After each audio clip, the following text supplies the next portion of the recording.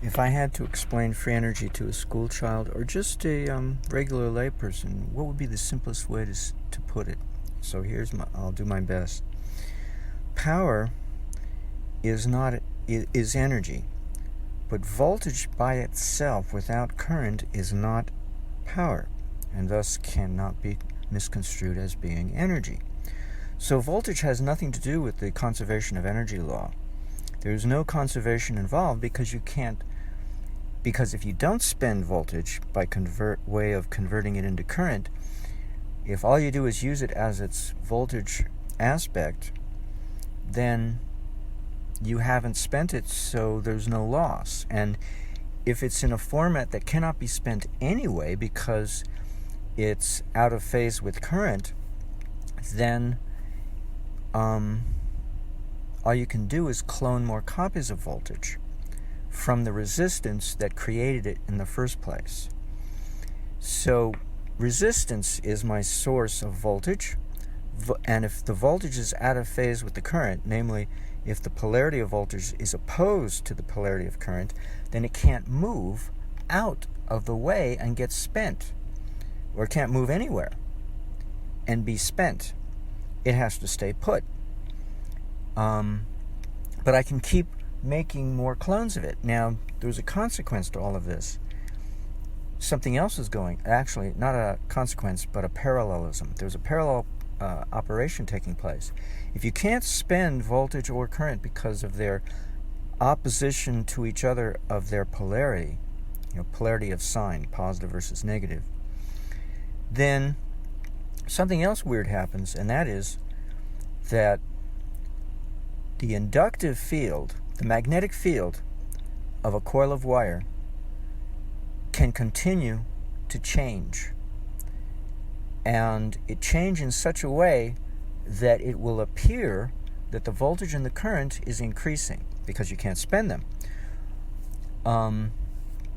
So the magnetic field that's being generated by the coil is no longer a static field and will change in such a way, along with the electrostatic field surrounding capacitors, both of them will change in such a way as to change the perspective of the energy that you put in and make it look like that energy has become reduced or increased. In other words, it'll make it look like energy went somewhere, which it didn't. It didn't.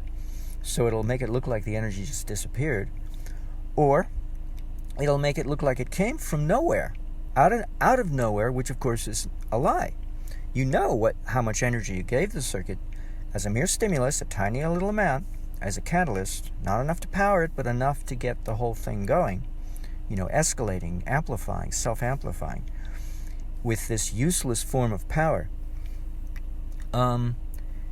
So a change in inductance means when the inductive field, when the magnetic field of the coil increases, that means its resistance increases, along with its ability to create more voltage. But the voltage can't be spent because its polarity is in opposition to the current, so that goes up as a consequence. Now, that's the kind of rundown, simplified version. But what do you do with the useless energy?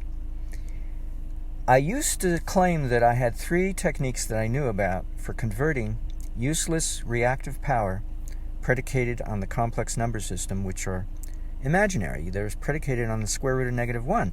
There's no proof that imaginary numbers exist in the real world, and they don't. So they're considered to live in this imaginary plane of the complex number field, and we imagine them. The mathematician or the electrical engineer imagines them to exist because we don't know that they exist. It's simply some French dude a couple centuries ago invented imaginary numbers to solve certain equations which could not be solved otherwise had he not come up with that gimmick of the square root of -1.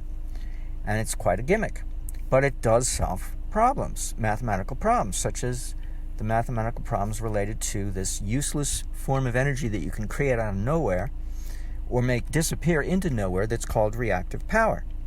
And all the while I'm either creating it out of inductive reactance, namely the resistance of a coil, or the resistance to current that the coil offers the application of voltage, or I can make it disappear into that. But mostly I don't study the latter, I study the former. So I'm not familiar too much with the disappearance of energy. But at least, I ran across it a few times in my simulation training.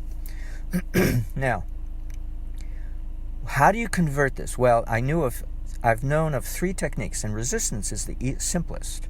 You could boil water with resistance and run a steam turbine and rotate an electric rotary generator instead of using the plutonium that is used in nuclear power plants to create electrical power, and not have any plutonium left over as a side product. Actually, they don't use plutonium. They use something else in the rods to heat the water to boiling. And plutonium is the side effect, which is great for the hawks who want lots of nuclear warheads, because then they the nuclear power plant becomes not just a generator of electricity, but a manufacturing plant of plutonium, which they can sell and make a profit to the war industry, to create lots of nuclear bombs. Well, that's one of 3 that I used to know about, but the problem is, if you apply this idea of using resistance, so if you add resistance to the circuit, after you've already gone to the trouble of balancing everything very nicely to create all of this useless reactive power for free, practically, at very little cost, so it's could be thousands of times more reactive power than the real power you put in versus the reactive power that comes out. It could be millions, it could be gazillions, but you're still stuck with all this useless reactive power. Well, if you use something like resistance, if you add more resistance to do the conversion, something weird happens. The added resistance accelerates the rate at which all of this reactive power is being created. So you made yourself a nightmare, basically, in the course of trying to solve the problem. So it's the wrong way to go about it. There's only one solution that I've found that's elegant, simple, and it was actually hidden in a patent that Nikola Tesla had patented in the 1800s, in the latter part of the 1800s, I believe it was. I have it on my website as a demonstration in Paul Falstad Simulator, and the shortcut to that is is.gd. So I as in independent, S as in Samuel, G as in good, D as in David, I don't know, / AC plus DC. Okay, so it's is.gd / AC plus DC, and that expands into a very long link that will have to load into your browser window if your browser doesn't puke and choke, and it loads in all the characteristics of the simulation. And I did 2 variations of Tesla's patent just to try to get a feel for it, but it has nothing to do with the purpose of the patent, so you can ignore the middle and the right hand variation and just focus on the left hand version, which is the original version that Nikola had patented. And it involves an AC input source, 2 loads, I think he used light bulbs, and 2 batteries. And I added in solder joints, but in any case, if you replace the batteries with diodes, and in your mind replace the sine wave input source with the oscillations that are already resident within your circuit, your free energy circuit, because I have no idea how DC circuits could possibly create free energy, so I've always used oscillating circuits to do the job. So if you do all those replacements, then it starts to make sense that the load, and if you replace his lamps with inductive loads, coils, so now it starts to make sense because you've got a double load, and each one has its own pair of diodes flanking either side of it, its 2 terminals. And so one load will take the power on one half of each oscillating cycle, and the other load will take the power off the circuit and convert it into useful format during the second half of the oscillation. And it's not a true conversion because, it never usually is when you're working with diodes, but it's a pretty good, fair approximation. It's pretty close. What happens is you get this. See, initially, the oscillations, for one thing, are not sine wave. You input sine waves as a catalyst on a microvolt of piggybacking on a microvolt, a certain frequency, let's say it's 60 cycles or whatever it is that you're using. You input that into the circuit as a catalyst, but you don't get that as the outcome.